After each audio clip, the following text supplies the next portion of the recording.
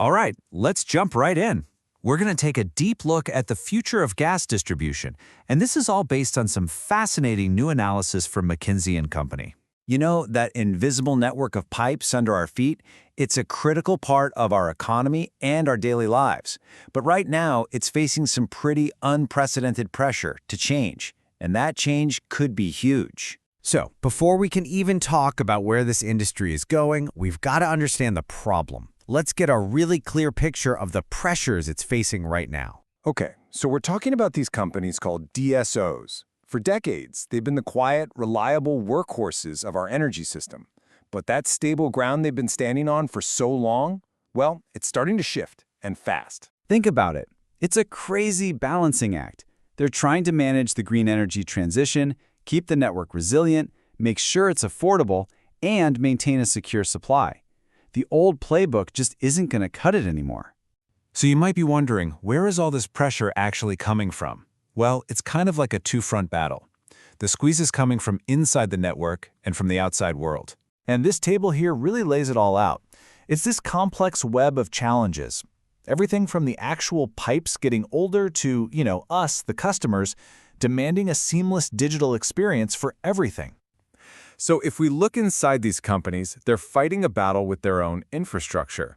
It's getting older, it's getting more expensive to maintain, and at the very same time, they need to be pouring money into new technologies like biomethane. And then from the outside, you've got new environmental regulations cracking down, demanding lower emissions. And of course, there's us.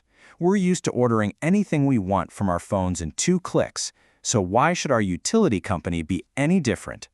But here's the thing. All this pressure, it's also creating a massive opportunity. This is the moment where the entire industry can transform itself. So let's look at the blueprint for the future. The solution being proposed isn't about small tweaks here and there. Nope. We're talking about a complete overhaul, built on 4 big strategic pillars. First up, how they spend their money on big projects. The old way involved these super slow, rigid 10-year plans. The new way, it's all about being fast and dynamic, using AI and real-time data to make smart decisions on the fly. Next, the network itself basically gets a brain. Instead of just being reactive, waiting for something to break and then sending someone to fix it, it becomes proactive. We're talking sensors and predictive data to stop problems before they can even start. This transformation also has to change how people work. That old, rigid, top-down structure, that's out. In comes an agile model, where you reskill the workforce for a digital-first world and use AI to optimize every single task. And finally, the last piece of the puzzle is all about growth. Once you've got your own house in order, you can't just keep doing the same old thing.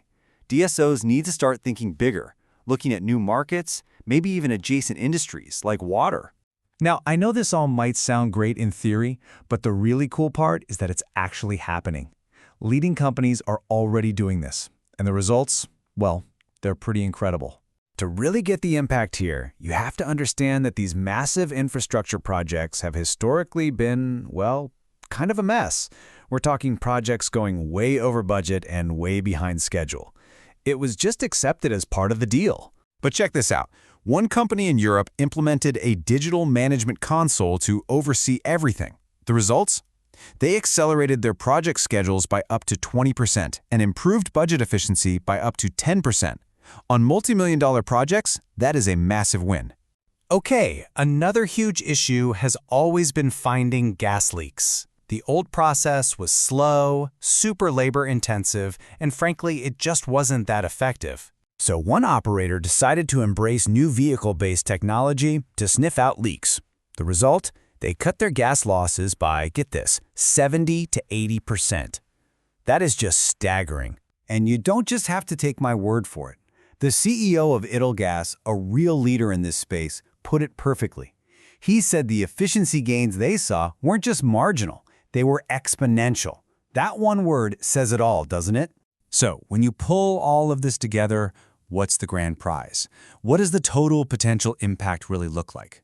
Well, it's transformative.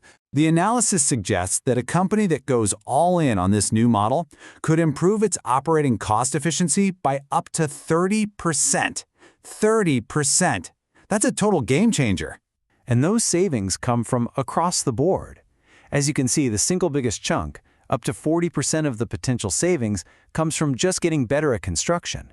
That's followed by huge gains in optimizing the field force and smarter asset management.